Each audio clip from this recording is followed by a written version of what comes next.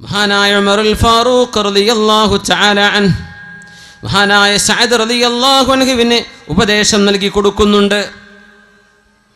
മഹാനായ സഅദേ, നിങ്ങൾ അറിഞ്ഞിട്ടുണ്ടോ അല്ലാഹു സുബ്ഹാനഹു വ തആല ശിക്ഷിച്ചത് മഹാനായ ആദം നബി അലൈഹി സ്വലാത്തു വസ്സലാമിനെ ഭൂമിയിലേക്ക് ഇറങ്ങാൻ പറഞ്ഞയച്ചത് തിന്നരുത് എന്ന് പറഞ്ഞ ഒരു പഴം തിന്നതിൻ്റെ പേരിലാണ്. ഒരിക്കൽ കള്ളുടിച്ചിട്ടുണ്ട്. എന്താ നിന്റെ ചിന്ത? നീ ചിന്തിച്ചു നോക്കിയിട്ടുണ്ടോ എന്താണ് എനിക്ക് സംഭവിക്കാൻ പോകുന്നത്? ഒരു നേരത്തെ ഒരൊറ്റ തവണ സയ്യിദുന ആദം നബി അലൈഹിസ്സലാമിനോട് ചെയ്യരുതേ എന്ന് പറഞ്ഞ ഒരു കാര്യം മഹാനായ ആദം നബി അലൈഹിസ്സലാം ചെയ്തു പോയ ഒരൊറ്റ പഴം ഭക്ഷിച്ചതിൻ്റെ പേരിലാണ് ഇറങ്ങിപ്പോയിക്കോളൂ എന്ന് അള്ളാഹു മഹാനായ നമ്മുടെ വല്ലിപ്പയോട് പറഞ്ഞത്. ഒരൊറ്റ പഴം തിന്നതിൻ്റെ പേരിൽ അള്ളാഹുവിൻ്റെ ശിക്ഷ എങ്ങനെയാണെന്ന് ആലോചിച്ചിട്ടുണ്ടോ? എൻ്റെ ആദമിന് അലൈഹിസ്സലാമിന് സുജൂദ് ചെയ്യണം എന്ന് പറഞ്ഞിട്ട് ഒരൊറ്റ സുജൂദ് ചെയ്യാൻ ഇബ്ലീസ് വിസമ്മതിച്ചപ്പോഴാണ് ഉഖ്റുജു മിൻഹാ ഫഇന്നക റജീം ഫഇന്ന ലക അല്ലാ തതകബ്ബറ ഫീഹാ, ഇവിടെ നിന്റെ അഹങ്കാരം പറ്റില്ല ഇബ്ലീസ്, ഇറങ്ങിപ്പോയിക്കോ ഇവിടെ നിന്ന്. അല്ലാഹു സ്വർഗ്ഗലോകത്ത് നിന്ന് അട്ടിപ്പായിപ്പിച്ചത് ഒരു സുജൂദ് ചെയ്യാൻ മടിച്ചതിൻ്റെ പേരിലാ.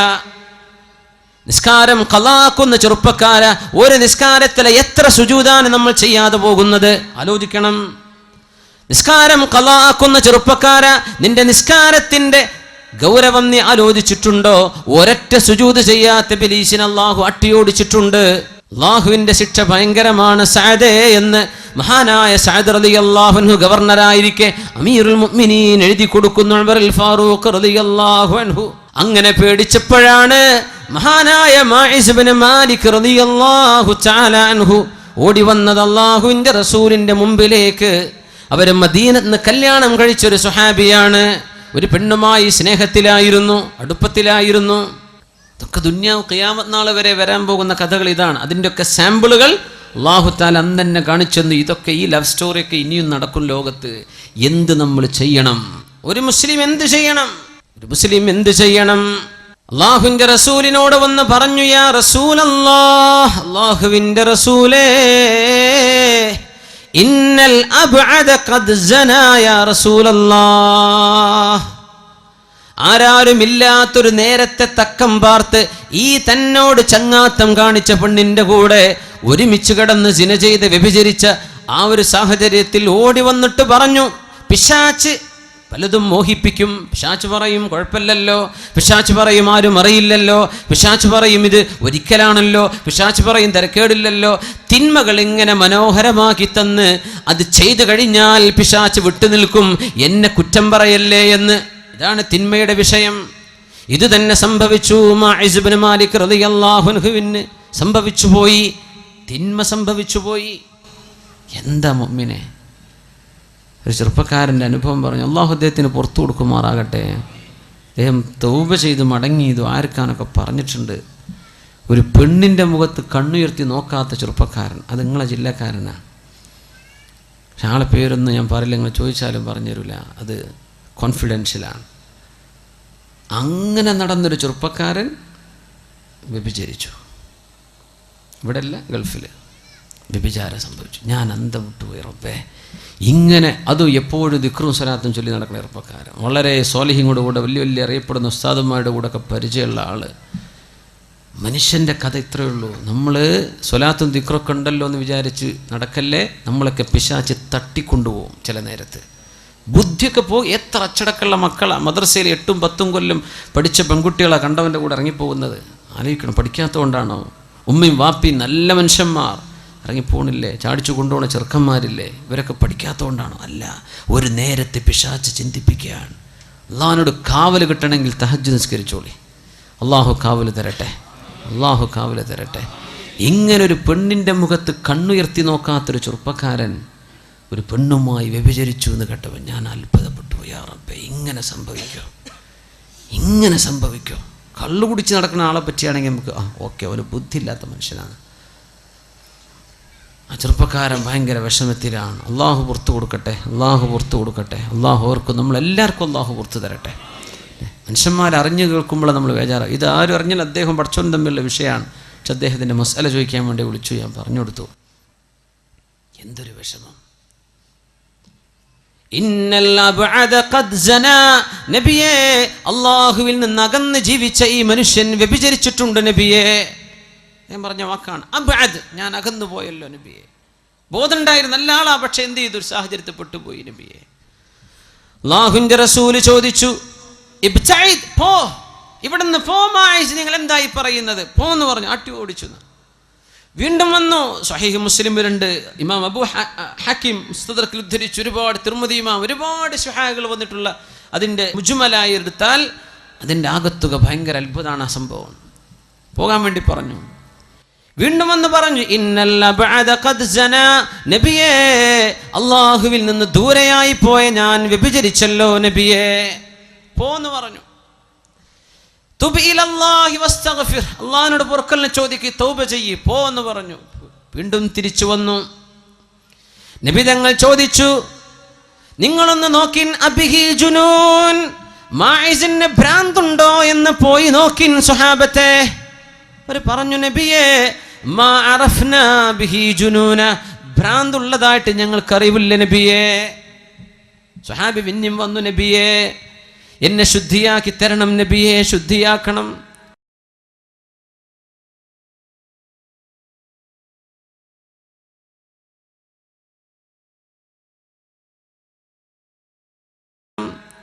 നബി തങ്ങൾ പറഞ്ഞു, മായിസേ നിങ്ങൾ പോകിൻ. തങ്ങൾ ചോദിച്ചു, ഹൽ ശരിബൽ ഖംർ, കള്ളു കുടിച്ചു വന്നതാണോ? ഇസ്തൻകിഹു, അയാളുടെ വായൊന്ന് വാസനിച്ചു നോക്കിൻ. സഹാബത്ത് പറഞ്ഞു, നബിയേ മദ്യപിച്ചിട്ടില്ല നബിയേ, മദ്യപിച്ചിട്ടില്ല, ബോധത്തിൽ തന്നെയാണ്. തങ്ങൾ ചോദിച്ചു, അതദരി മാ തഖൂൽ, മായിസേ നിങ്ങൾ ഈ പറയുന്നത് എന്താണെന്ന് നിങ്ങൾക്ക് ബോധ്യമുണ്ടോ? ഉണ്ട് നബിയേ, ബോധ്യമുണ്ട്. ഹലാലായിട്ടൊരു ഭാര്യയിൽ നിന്ന് ഭർത്താവ് അനുഭവിക്കുന്നതെന്തോ അത് ഞാൻ ഹറാമായി അനുഭവിച്ചു നബിയേ. തുഹിർനി, നിങ്ങൾ ചോദിക്കുന്നതിൻ്റെ മറുപടി എന്താണെന്നറിയുമോ? നിങ്ങൾ ശുദ്ധീകരിക്കണമെന്നല്ലേ, എറിഞ്ഞു കൊല്ലണമെന്നാണ്. അറിയുമോ? അറിയാം നബിയെ, എറിഞ്ഞു കൊല്ലലാണ്, എനിക്കറിയാം, എന്നെ എറിഞ്ഞു കൊന്നേക്കും. എന്നാലും ഇന്ന ഉമ്മത്തി ഉമ്മത്തും മർഹൂമ ലാ യുഅദ്ദിബുഹ അല്ലാഹു മർറതൈൻ, ഈ സമൂഹത്തിന് അല്ലാഹു റഹ്മത്ത് ചെയ്തിട്ടുണ്ടെന്നങ്ങ് പറഞ്ഞിട്ടുണ്ടല്ലോ നബിയെ. ലാ യുഅദ്ദിബുഹ അല്ലാഹു മർറതൈൻ, ദുന്യാവിൽ ഒരു തെറ്റിന് ശിക്ഷ അനുഭവിച്ചാൽ രണ്ടാമത് പിന്നെ ആഖിറത്തിൽ ശിക്ഷിക്കില്ലെന്നങ്ങ് പഠിപ്പിച്ചിട്ടുണ്ടല്ലോ നബിയെ. ഞാൻ ഇവിടെ നിന്ന് ശിക്ഷ വാങ്ങിച്ചു കൊള്ളാം നബിയെ, നാളെ ആഖിറത്തിലേക്ക് ഞാനത് മാറ്റിവെക്കുന്നില്ല. എൻ്റെ ചെറുപ്പക്കാരെ, ചെറുപ്പക്കാരികളെ, അല്ലാഹു സുബ്ഹാനഹു വ തആല ചില തെറ്റുകളിലേക്ക് പോകരുത് എന്ന് പറഞ്ഞ് കാരണം പറഞ്ഞു തരാറുണ്ട്. എന്തേ കാരണമെന്ന്? ചില തെറ്റുകളിലേക്ക് പോകരുത് എന്ന് പറഞ്ഞ് കാരണം പറഞ്ഞു തരാറില്ല. അതിൽപ്പെട്ട ഒരു തിന്മയാണ് വ്യഭിചാരം. അല്ലാഹു പറഞ്ഞ കാരണം, ഇന്നഹു കാന ഫാഹിഷതൻ വസാഅ സബീലാ, അത് മോശമായ വഴിയാണത്, അത് മോശമാണ്, നിങ്ങൾ അരികത്തേക്ക് പോകല്ലേ എന്ന് പരിശുദ്ധ ഖുർആൻ അല്ലാഹു ആഹ്വാനം ചെയ്തില്ലേ? കള്ളിനെ കുറിച്ച് പറഞ്ഞു, നിങ്ങളുടെ ബുദ്ധി നശിപ്പിക്കും. കള്ളിനെ കുറിച്ച് പറഞ്ഞു, അത് പിശാച് നിങ്ങളെ തമ്മിലടിപ്പിക്കാൻ എടുക്കുന്ന പരിപാടിയാണ്. പിശാച് നിങ്ങളെ കുടുംബം തെറ്റിക്കാൻ എടുക്കുന്നതാണ്. പിശാച് നിങ്ങളെ അല്ലാഹുവിൽ നിന്ന് അകറ്റുന്ന പരിപാടിയാണത്, പോകല്ലേ. പലിശയെക്കുറിച്ച് കാരണം പറഞ്ഞിട്ടുണ്ട്, എല്ലാം പറഞ്ഞു. വ്യഭിചാരത്തെ കുറിച്ച് എന്താ പറഞ്ഞത്? വ്യഭിചാരത്തിൽ കുട്ടികളുണ്ടാവുമെന്ന് വിചാരിച്ചിട്ടുണ്ട്. കുട്ടികളില്ലാത്ത രീതിയിലോ? അതൊന്നുമല്ല. അല്ലാഹു പറഞ്ഞു ചെയ്യല്ലേ. എന്തിനാണെന്നറിയോ? കാരണം പറഞ്ഞ് മാത്രം കമാൻഡ് ചെയ്താൽ നമ്മൾ ആ കാരണത്തെയാണ് ശ്രദ്ധിക്കുന്നത്, ഇത് ആരാ പറയണത് എന്ന് ശ്രദ്ധിക്കണില്ല. നമ്മൾ അള്ളാന്റെ അബ്ദായിട്ടുണ്ടോ? അള്ളാന്റെ അടിമ. എന്താ അടിമ എന്ന് പറഞ്ഞാൽ, ഉടമസ്ഥൻ പറഞ്ഞു ഈ പറമ്പ് മുഴുവൻ കളച്ച് ചാല് കീറ്. എന്തിനാ യജമാനെ ഞാൻ ഈ ചെയ്യുന്നത്? നീ അത് ചോദിക്കേണ്ട, നീ നിന്റെ പണിയെടുത്തോ. ഇതാണ് ഉടമസ്ഥൻ പറയാ. ഇങ്ങനെ നമുക്ക് അള്ളാഹ് അനുസരിക്കാൻ പറ്റുമോ? ഇതാണ് ചോദ്യം. എല്ലാറ്റിനും കാരണം പറഞ്ഞെന്നാൽ ഇത് നടക്കൂല, അത് അനുസരണം എന്ന് പറയില്ല. നമ്മൾ നോമ്പ് വെൽക്കും, എന്തേ ഏതായാലും കൊളസ്ട്രോളും പ്രഷറൊക്കെ ഉണ്ട്, ഡോക്ടർ പറഞ്ഞ് ഭക്ഷണം കഴിക്കേണ്ട, എന്നാൽ പിന്നെ സുന്നത്ത് നോമ്പായിക്കോട്ടെ. ഇതിനൊന്നും കൂലി കിട്ടൂല ചങ്ങായിമാരെ, ഇതിനൊന്നും അള്ളാഹിൻ്റെ കൂലി കിട്ടൂല. വെയിറ്റ് ഓർക്കാൻ വേണ്ടി നോമ്പ് വെൽക്കേ, അള്ളാഹിൻ്റെ പ്രീതിക്ക് വേണ്ടി ഖുർബത്തുൻ യതഖറബു ബിഹിൽ അബ്ദു ഇലല്ലാഹ്, അള്ളാഹുലേക്ക് അടുക്കാനുള്ള വഴിയാ നോമ്പ്. നിസ്കാരം എന്ത് നല്ല യോഗക്ക് നല്ല ഉഷാറെന്നല്ല പറഞ്ഞത്, യോഗാഭ്യാസം. ഞാൻ യോഗക്ക് പോകുന്നില്ല, ഞാൻ നിസ്കരിക്കുകയാണ്. അതൊന്നും അള്ളാഹിൻ്റെ അനുസരണമല്ല, അത് നിക്കാര്യം കിട്ടാൻ വേണ്ടി നടക്കുക. സക്കാത്തും അതിൻ്റെയൊക്കെ ചില വിഷയം അങ്ങനെയാണ്. സക്കാത്ത് ചാരിറ്റി നല്ലതല്ലേ, സഹായിക്കൽ. ഹജ്ജോ അത് ഈ പറഞ്ഞ പോലെ കാരണം പറഞ്ഞു തന്നിട്ടില്ല. എന്തിനാണ് ഈ ഹജ്ജ് ചെയ്യുന്നത്? എന്താ ഞാൻ ഈ കാബിൻ്റെ അടുത്ത് പോയി ചുറ്റുന്നത്? എന്താ ഞാൻ ഈ സഫാൻ പറഞ്ഞു? ഞാൻ എന്തിന് നടക്കണം ഈ അറഫയ്ക്ക്? ഞാൻ എന്തിന് മിനയിൽ പോകണം? അവിടെ എന്താ എനിക്കുള്ള ഒന്നുമില്ല, ഞാൻ പറഞ്ഞത് നീ കേട്ടോ. അതാണ് ഹജ്ജ്. അപ്പോഴാണ് ഇസ്ലാം പൂർത്തിയാവുക. എന്നതുപോലെ കാരണം പറഞ്ഞു തരാതെ അടുക്കല്ലേ എന്ന് പറഞ്ഞ് ഇത് മോശമാണ് എന്നും മാത്രം പറഞ്ഞു നിർത്തിയ ഒരു വിഷയത്തിലാണ് മാഇസ് ഇബ്നു മാലിക് റളിയല്ലാഹു അൻഹു അല്ലാഹുവിനോട് നേരിട്ട് തൗബ ചെയ്ത് മടങ്ങാമായിരുന്ന വിഷയം. നബിയെ, നിങ്ങൾ എന്നെ ശുദ്ധീകരിക്കണം. നാളെ ഖബറിൽ, നാളെ മഹ്ശറായിൽ, നാളെ അല്ലാഹുവിന്റെ നരകത്തിൽ ശിക്ഷിക്കപ്പെടാൻ എനിക്ക് കഴിയില്ല നബിയെ, സഹിക്കാൻ കഴിയില്ല, ശുദ്ധിയാക്കി തരണം. ഫറജമൂ, എല്ലാവരും കൂടി എറിഞ്ഞു കൊല്ലുകയാണുണ്ടായത് മാഇസ് റളിയല്ലാഹു അൻഹുവിനെ. വധിക്കണമെങ്കിൽ വാളുകൊണ്ട് വെട്ടിയാൽ പോരെ, അമ്പെയ്യാൻ പറയുമായിരുന്നില്ലേ? പക്ഷേ ഈ കുറ്റം അത്രക്ക് മോശമാണെന്ന് പഠിപ്പിക്കാൻ അള്ളാഹുവിൻ്റെ നിയമം, വിവാഹം ചെയ്ത ഒരു മനുഷ്യന് കൊടുക്കുന്ന ശിക്ഷ വ്യഭിചരിച്ചു കഴിഞ്ഞാൽ എറിഞ്ഞു കൊല്ലലാണ്. അങ്ങനത്തെ തിന്മകൾ നടമാടുന്ന സമൂഹത്തിലാണ് മുസ്ലിമേ 2 റക്അത്ത് അല്ലാഹുവിന് വേണ്ടി നിസ്കരിച്ചോ. തിന്മകൾ കാരണം പ്രലോഭിക്കപ്പെടുന്ന കാലമാണിത്. മുഅ്മിനീങ്ങൾ തിന്മകളെക്കുറിച്ച് പേടിക്കണം, തെറ്റുകൾക്ക് അള്ളാഹു നൽകുന്ന ശിക്ഷയെക്കുറിച്ച് പേടിക്കണം.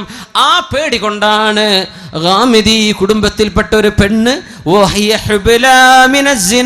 വ്യഭിചരിച്ച് ഗർഭം ധരിച്ച പെണ്ണ് വന്നപ്പോൾ അള്ളാഹിന്റെ റസൂലിനോട് പറഞ്ഞു, നബിയെ എന്നെയും എറിഞ്ഞു കൊന്നേക്കിൻ നബിയെ, ഞാനത് ചെയ്തു പോയിട്ടുണ്ട് നബിയെ, എന്നെ ശുദ്ധിയാക്കി തരിൻ. തങ്ങൾ പറഞ്ഞു, നിങ്ങൾ പ്രസവിച്ചിട്ട് വരിൻ. പ്രസവിച്ച് ചോര പൈതലുമായി വന്ന ഈ പെണ്ണ് പറഞ്ഞു, നബിയെ ശുദ്ധിയാക്കണം, നബിയെ ശുദ്ധിയാക്കണം എന്നെ. ഇസ്ലാമിൻ്റെ കോടതിക്ക് മുമ്പിൽ 4 സാക്ഷികളാൽ വിസ്തരിക്കപ്പെടുകയോ സ്വയം കുറ്റം സമ്മതിക്കുകയോ ചെയ്താൽ കോടതി നടപ്പാക്കുന്ന ശിക്ഷയാണിത്. വ്യഭിചരിച്ചതെങ്കിലൊക്കെ എറിഞ്ഞു കൊല്ലപ്പെടണമെന്നില്ല. നിങ്ങളും അള്ളാഹും തമ്മിൽ തൗബ ചെയ്ത് മടങ്ങിൻ, അള്ളാഹുവിനോട് ഖേദിച്ചു മടങ്ങിൻ, നിങ്ങളും റബ്ബും മാത്രം അറിയുന്ന രീതി കരഞ്ഞ് അള്ളാഹുവിനോട് തൗബ ചെയ്ത് മടങ്ങിൻ, അള്ളാഹു പുറത്തു തരും. ചോര പൈതലുമായി വന്ന പെണ്ണിനോട് നബി തങ്ങൾ പറഞ്ഞു, നിങ്ങളുടെ കുഞ്ഞ് പാലല്ലാത്ത റൊട്ടിയൊക്കെ കഴിക്കാൻ പ്രായമാകുമ്പോൾ വരിൻ. 6 മാസം പ്രായമായ കുഞ്ഞിൻ്റെ കയ്യിൽ ഒരു റൊട്ടി കഷ്ണം കൊടുത്തിട്ട് പെണ്ണ് വന്നു, നബിയെ എന്നെ ശുദ്ധിയാക്കി തരണം. അങ്ങനെ സമ്മതിച്ചതിൻ്റെ പേരിൽ അള്ളാഹുവിൻ്റെ റസൂലിന് ദയ കാണിക്കാൻ പറ്റുമോ? ഇത് അള്ളാഹുവിൻ്റെ നിയമമല്ലേ? എറിഞ്ഞു കൊല്ലാൻ വേണ്ടി പറഞ്ഞു. ആ ഗാമിദി കുടുംബത്തിൽപ്പെട്ട പെണ്ണ് ദുനിയാവെന്ന് ശിക്ഷ വരിച്ചു പോവുകയാണ്. നാളെ പരലോകത്തേക്ക് എത്തുമ്പോൾ അല്ലാഹുവേ, ഇന്ന ഉമ്മത്തി ഉമ്മത്തും മർഹൂമ ലാ യുഅദ്ദിബുഹ അല്ലാഹു മർറതൈൻ. ഒരു കുറ്റത്തിന് 2 തവണ അല്ലാഹു ശിക്ഷിക്കാത്ത വിധം ഈ ഉമ്മത്തിന് അല്ലാഹു കരുണ ചെയ്തിട്ടുണ്ടല്ലോ. ആ കരുണയിൽ ഞാൻ അങ്ങ് രക്ഷപ്പെട്ടു പോയെങ്കിലോ? യാ അല്ലാഹ്, മുഅ്മിനെ പേടിക്കുന്നുണ്ടോ? മുഅ്മിനെ പേടിക്കുന്നുണ്ടോ? ഉമറുൽ ഫാറൂഖ് റളിയല്ലാഹു അൻഹുവിന്റെ പള്ളിയിൽ അവർ ഖലീഫയായിരുന്ന സമയത്ത് 1-ാമത്തെ സഫിൽ വന്നിരിക്കുന്നൊരു ചെറുപ്പക്കാരൻ. ആ ചെറുപ്പക്കാരൻ കാന യഉദ്ദുഹു മിൻ അസ്ലഹിഹിം, സ്വഹാബികളിൽ താബിഈങ്ങളിൽ ഏറ്റവും പ്രഗൽഭനും നല്ല മനുഷ്യനുമാണെന്ന് ഉമർ തങ്ങൾ വിചാരിച്ചിരുന്ന ചെറുപ്പക്കാരൻ. പള്ളിയിൽ കണ്ടില്ലെങ്കിൽ ചോദിക്കും, എവിടെ ആ ചെറുപ്പക്കാരൻ? അങ്ങനത്തെ ഒരു ചെറുപ്പക്കാരൻ പള്ളിയിലേക്ക് വരാതിരുന്നപ്പോൾ ഉമർ തങ്ങൾ തിരക്കി എന്ത് സംഭവിച്ചു എന്ന്. അപ്പോഴാണ് വിവരം അറിയുന്നത്. ഇശാ നിസ്കാരം കഴിഞ്ഞ് വീട്ടിലേക്ക് തിരിച്ചു പോകുമ്പോൾ എവിടെന്നാ പോകുന്നത്? പള്ളിയിൽ നിന്ന്. സിനിമ കഴിഞ്ഞ് വരില്ല, പള്ളിയിൽ നിന്ന് പോകുമ്പോൾ നല്ല ചെറുപ്പക്കാരൻ. മുസ്ലിമെ പേടിക്കണം, മുഅ്മിനെ. ഇബ്ലീസ് ഭയങ്കര സ്മാർട്ടാണ്, നമ്മളെക്കാൾ സ്മാർട്ടാണ് ഇബ്ലീസ്, ഇത് മനസ്സിലാക്കണം. അള്ളാഹു നമ്മളൊക്കെ കാത്തുരക്ഷിക്കട്ടെ. ഈ തടി അങ്ങ് നശിപ്പിച്ചാൽ എന്നേക്കുമുള്ള അള്ളാഹിന്റെ ജന്നത്തുൽ ഫിർദൗസാണ് നഷ്ടപ്പെടാനിരിക്കുന്നത്. അത് നഷ്ടപ്പെടണം എന്നാ ഇബ്ലീസിന്റെ ഉദ്ദേശം. അതിന് നമ്മൾ പിന്നാലെ കൂടിയിട്ട് ചെയ്യ് പിന്നാലെ കൂടി നടക്കുക, നീ തെറ്റ് എന്ന് പറഞ്ഞിട്ട് അള്ളാഹു കാവൽ തരട്ടെ. അള്ളാഹു നമ്മളൊക്കെ കാക്കട്ടെ, നമ്മുടെ ആൺമക്കളെയും പെൺകുട്ടികളെയും അള്ളാഹു കാക്കട്ടെ. ആമീൻ യാ റബ്ബൽ ആലമീൻ. ഇശാ നിസ്കാരം കഴിഞ്ഞു പോകുമ്പോൾ ഫഅറളത് ലഹു ഇംറഅ, ഒരു പെണ്ണ് തന്റെ മുമ്പിൽ പ്രത്യക്ഷപ്പെട്ടു. ചെറുപ്പക്കാരനോട് പറഞ്ഞു. അല്ലാമ ഇബ്നുൽ ജൗസി തന്റെ കിതാബിൽ രേഖപ്പെടുത്തി ദംബുൽ ഹവായിൽ രേഖപ്പെടുത്തുന്നുണ്ട് സംഭവം. എന്ന് പറഞ്ഞു? തോന്നിവാസത്തിലേക്ക് വിളിച്ചു, വിചാരത്തിലേക്ക് വിളിച്ചു. ഇവൻ പറഞ്ഞു ഞാനില്ല. അവള് പറഞ്ഞു ഞാൻ വിടില്ല. ഇവന്റെ പിന്നാലെ കൂടി പിശാചും കൂടെ കൂടിയിട്ട് ഈ പെണ്ണിന്റെ വീട് വരെ ഒറ്റയ്ക്ക് രാത്രി നടന്നു പോയ ചെറുപ്പക്കാരൻ വീടിന്റെ അകത്തു കയറി വ്യഭിചാരത്തിന്റെ ആമുഖത്തിലേക്ക് കടക്കാനിരിക്കുമ്പോൾ ഓർമ്മ വന്നു അള്ളാഹുവിനെ ഓർമ്മ വന്നു. ഇവിടെ ബോധം കെട്ടു വീണു. ഒരൊറ്റ ഓർമ്മയാണ്, ബിസ്മില്ലാഹിർ റഹ്മാനിർ റഹീം. ഇന്നല്ലദീന തഖൗ ഇദാ മസ്സഹും ത്വായിഫും മിനർ റഹ്മാനി തദക്കറൂ ഫഇദാ ഹും മുബ്സിറൂൻ. എന്തൊരു അത്ഭുതമുള്ള ആയത്താണിത്.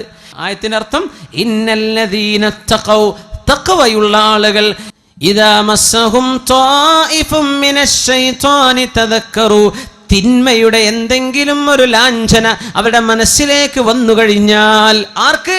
മുത്തഖീങ്ങൾക്ക്. യാ അല്ലാഹ്, മുത്തഖീങ്ങൾക്കും വരാം. നല്ല പടച്ചോനെ പേടിയുള്ള ആളാന്ന് വിചാരിച്ച് നടക്കുന്ന ആളാ, അവർക്കും വരാം ഈ അപകടങ്ങൾ. മരണത്തിന്റെ മുമ്പായിട്ട് സംഭവിക്കാം, എപ്പോഴെങ്കിലും സംഭവിക്കാം. ഇദാ മസ്സഹും ത്വായിഫും മിനശ് ശൈത്വാനി തദക്കറൂ, അങ്ങനെ മുത്തഖീങ്ങൾക്ക് എന്തെങ്കിലും പിശാചുബാധ വന്നാൽ, തിന്മയുടെ ചിന്തകൾ വന്നാൽ, തദക്കറൂ, അവരന്നേരം ഓർക്കുന്നവരാണ്. അപ്പോഴേക്കപ്പോഴേ ഓർമ്മ വരും.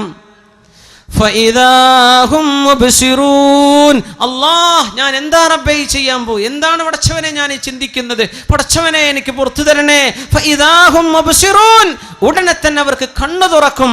അങ്ങനത്തെവരാ മുത്തഖീങ്ങൾ.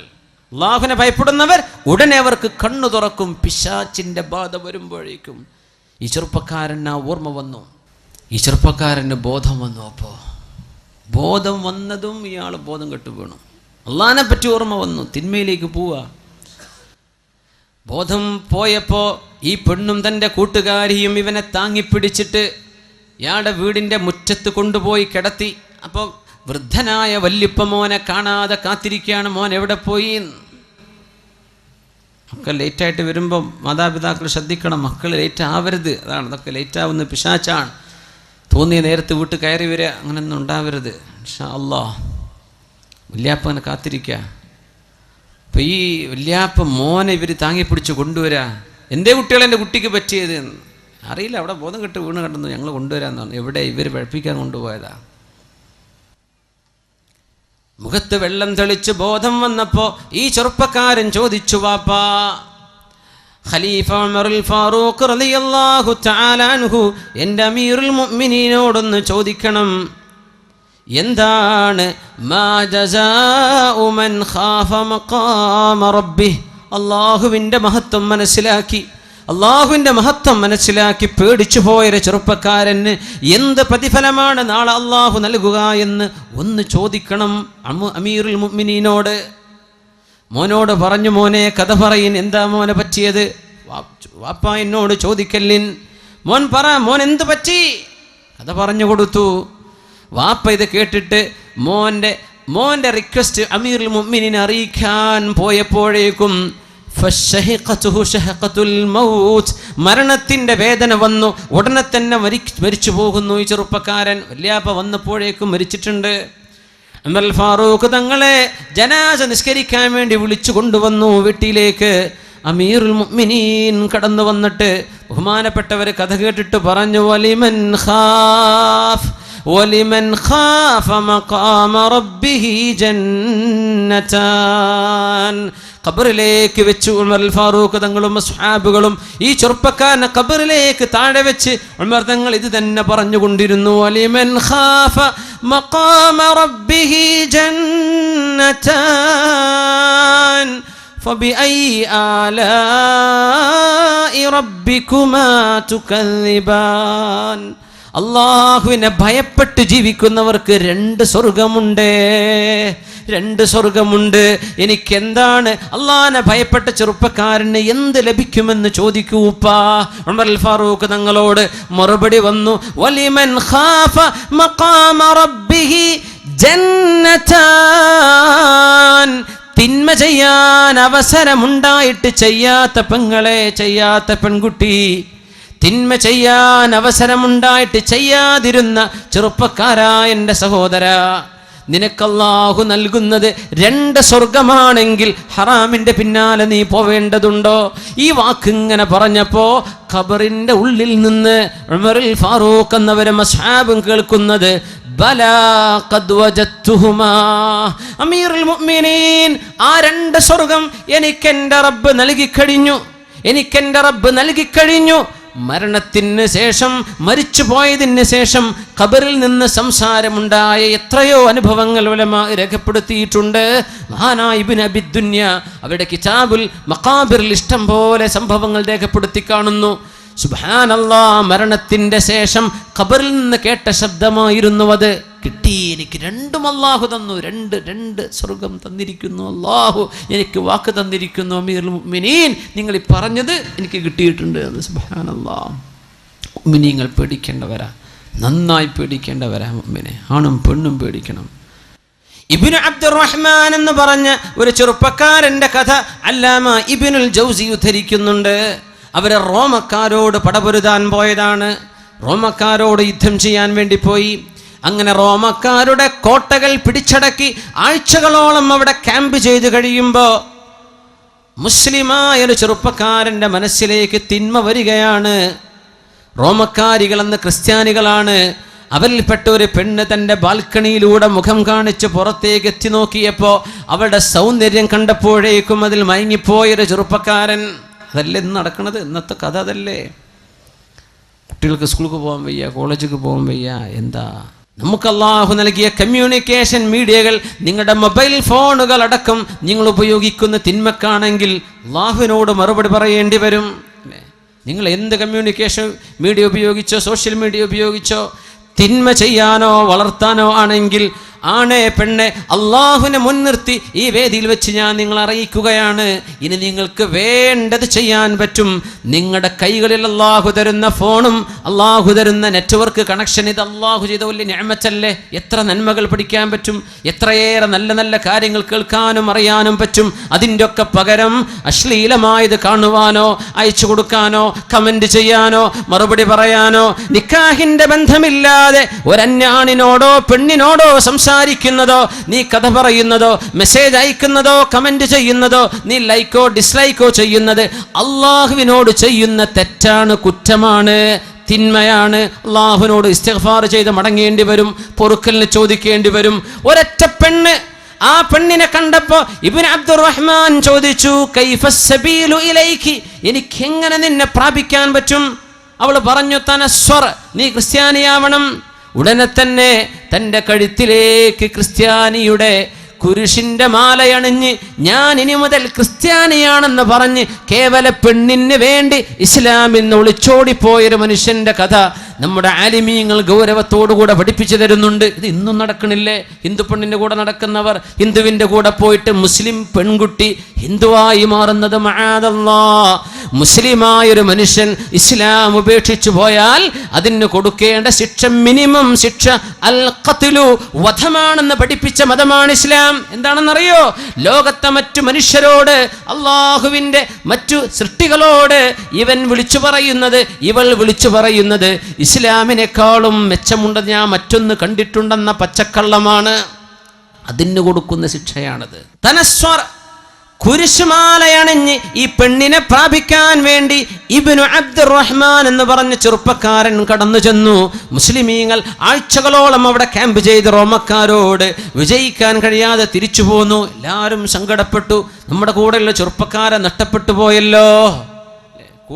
കൂടെ ഒരു യുദ്ധത്തിന് പോയിട്ട് തിരിച്ചു വരുമ്പോഴേക്കും ഇസ്ലാം നഷ്ടപ്പെട്ടു പോയത്. എത്ര ആളുകൾക്കത് നഷ്ടപ്പെടുന്നുണ്ട്? എത്ര ആളുകളുടെ നന്മയാണ് കൊഴിഞ്ഞു പോകുന്നത്? അന്യാളുകളോട്, അന്യരെ കണ്ടിട്ടും സംസാരിച്ചിട്ടും. മുഅ്മിനീങ്ങളെ ആലോചിക്കും, മുഅ്മിനെ ആലോചിക്കും. ഇതൊരു കാലം കഴിഞ്ഞാൽ അന്യ പെണ്ണുങ്ങളോടൊന്നും മിണ്ടാൻ പാടില്ല. അങ്ങനെ ഉണ്ടോ എന്ന് ചോദിക്കും. കുറച്ച് കാലം കഴിഞ്ഞാൽ അതായിരിക്കും അവസ്ഥ. ഇങ്ങനെയൊക്കെ ഉണ്ടോ ഇസ്ലാമിൽ നിന്ന്? അതൊക്കെ കോമൺ അല്ല. അതിപ്പോൾ ആരാ ചെയ്യാത്തത്? നിങ്ങൾ ചെയ്യുന്നത് കൊണ്ട് തിന്മ ഹലാലാകുമോ? നിങ്ങൾ ചെയ്യുന്നത് കൊണ്ട് അള്ളാഹു ഹറാമാണെന്ന് പറഞ്ഞത് നമുക്ക് അനുവദിക്കപ്പെടുമോ? ഇല്ലല്ലോ.